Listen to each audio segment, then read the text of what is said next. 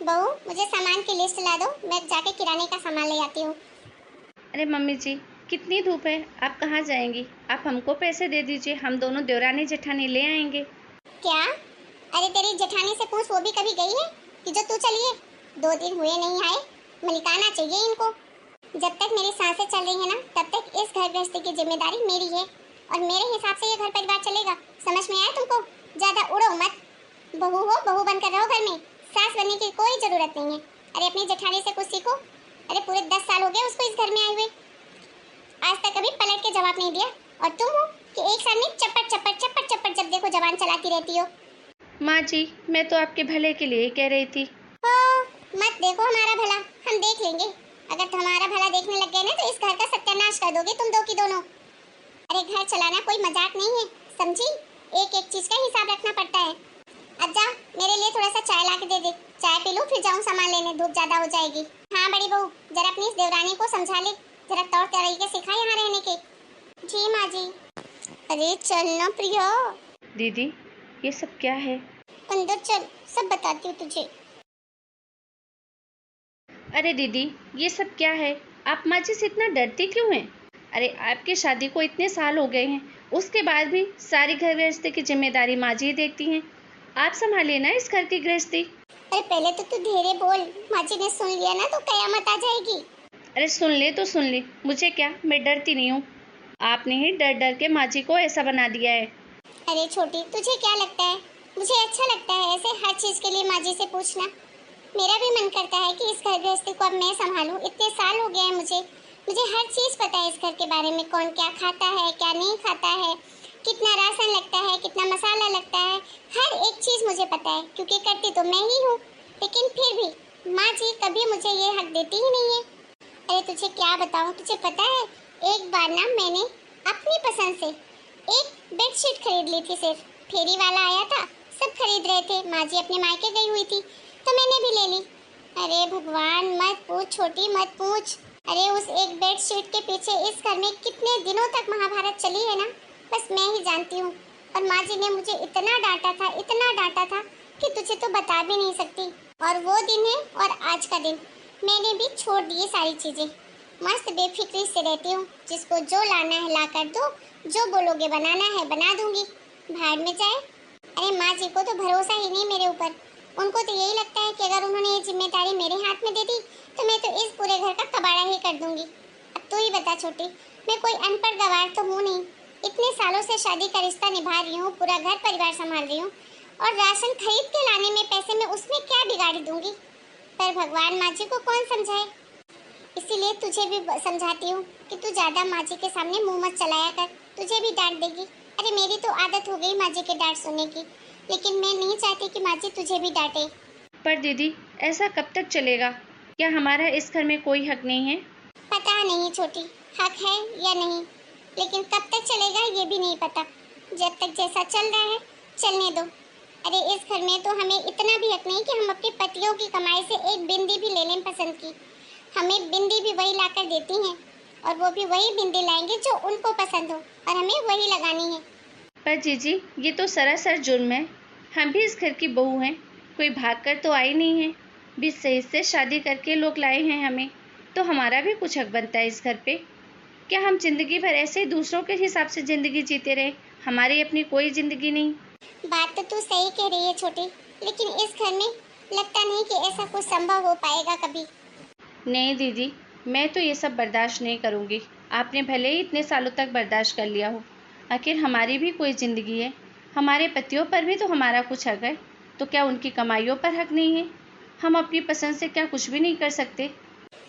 पता नहीं छोटी, माँ जी तो जब उनके पति कमाते थे तब भी वही इस घर खर्च चलाती थी, अब उनके बेटे कमा रहे हैं तब भी वही सब देखती हैं। अब हमारा आने वाला समय कैसा होगा वो तो आने वाला समय ही बताएगा।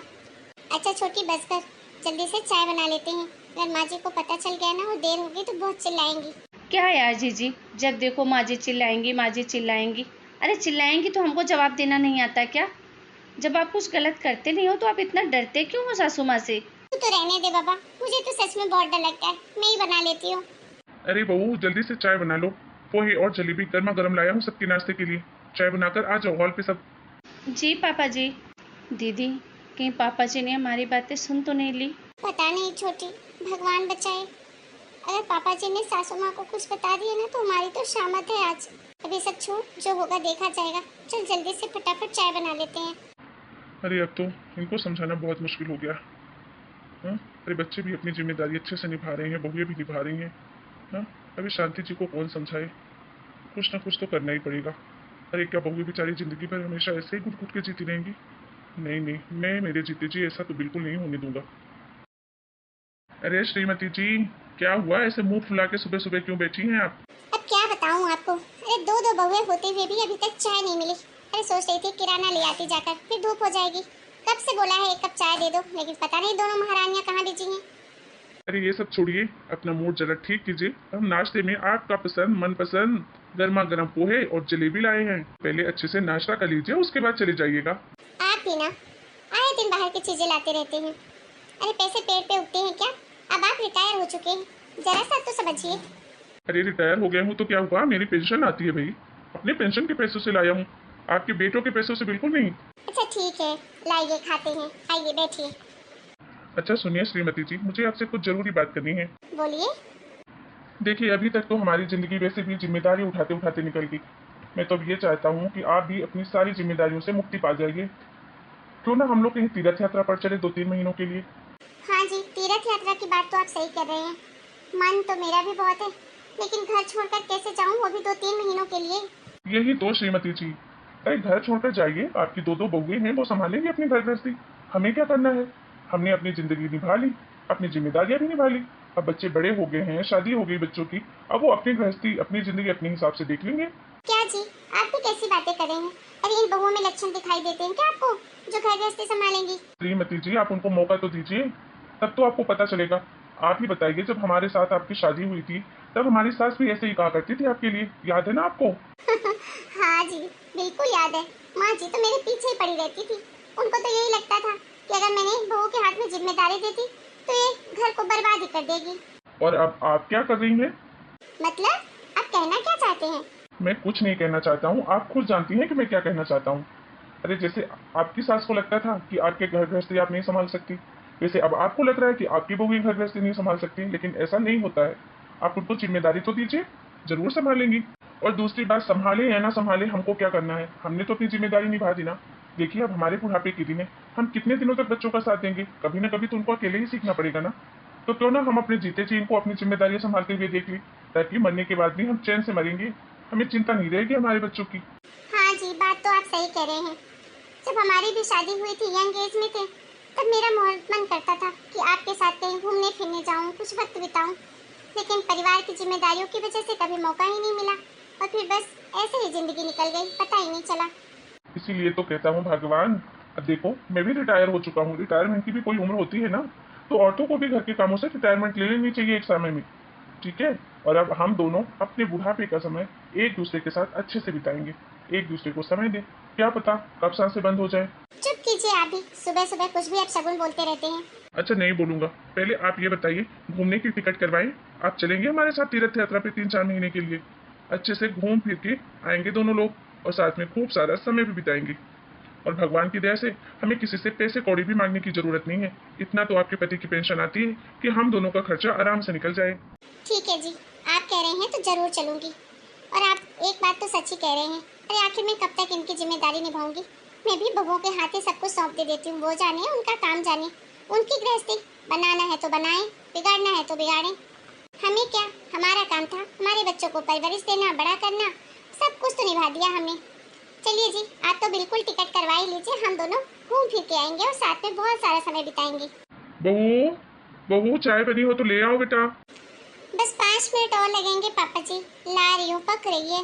वो सब ठीक है बहू, तुम्हारी सास तुम्हें कुछ बताना चाहती है। क्या हुआ माँ जी, हमसे कोई गलती हो गई क्या? अरे नहीं नहीं बहू, मैं तो बस यहाँ से संन्यास ले रही हूँ तुम्हारी घर गृहस्थी से। तुम जानो तुम्हारा काम जाने। मैं तो इनके साथ 3-4 महीने की तीर्थ यात्रा पे जा रही हूँ और अब मैंने घर गृहस्थी जिम्मेदारियों से संन्यास ले लिया है, रिटायरमेंट हो चुके है मेरा। इसलिए आज से घर की सारी जिम्मेदारी बड़ी बहू तुम्हारी। तुम देखो कि तुम्हें तुम्हारा घर कैसे चलाना है, कैसे रिश्ते निभाने हैं, कैसे गृहस्थी निभानी है, कैसे देवर देवरानी को रखना है, सब कुछ आज से तुम डिसाइड करोगी। घर में क्या बनाना है, क्या नहीं बनाना है, सारी चीजें। आज के बाद मेरा कोई भी दखल अंदाजी नहीं रहेगी। क्या सच में माँ जी? हाँ बहू, सच में तुम्हारी सास सच कह रही है। और अभी तो फिलहाल 3-4 महीने के लिए हम दोनों बाहर घूमने जा रहे हैं, और आने के बाद भी अब इस घर की सारी जिम्मेदारी बड़ी बहू तुम्हारी होगी। थैंक यू सो मच माँ जी। मैं चाय लेकर आती हूँ। अरे वाह दीदी, ये चमत्कार कैसे हो गया? तू भी ना, तुझसे सब्र नहीं होता। चल अंदर। क्यों दोस्तों, सही कहा ना मैंने, एक उम्र के बाद रिटायरमेंट ले ही लेनी चाहिए अपनी जिम्मेदारियों से। अरे कब तक आप बच्चों के साथ रहेंगे? कभी ना कभी तो उनके अपने पैरों में खड़ा ही होना पड़ेगा, ठीक है ना? अगर आप लोगों को हमारी ये कहानी अच्छी लगी हो तो हमें कमेंट करके जरूर बताइएगा। और हाँ, आप लोग वीडियो देखने के बाद चैनल को सब्सक्राइब करना ही भूल जाते हैं। अरे भाई, इतनी मेहनत से वीडियो बनती है, वीडियो देखने के बाद कम से कम एक लाइक तो दबा दिया करिए। अच्छा, फिर मिलेंगे एक नए वीडियो में। तब तक के लिए आप सभी अपना खूब ध्यान रखिए। आप सभी को हमारी तरफ से राम राम।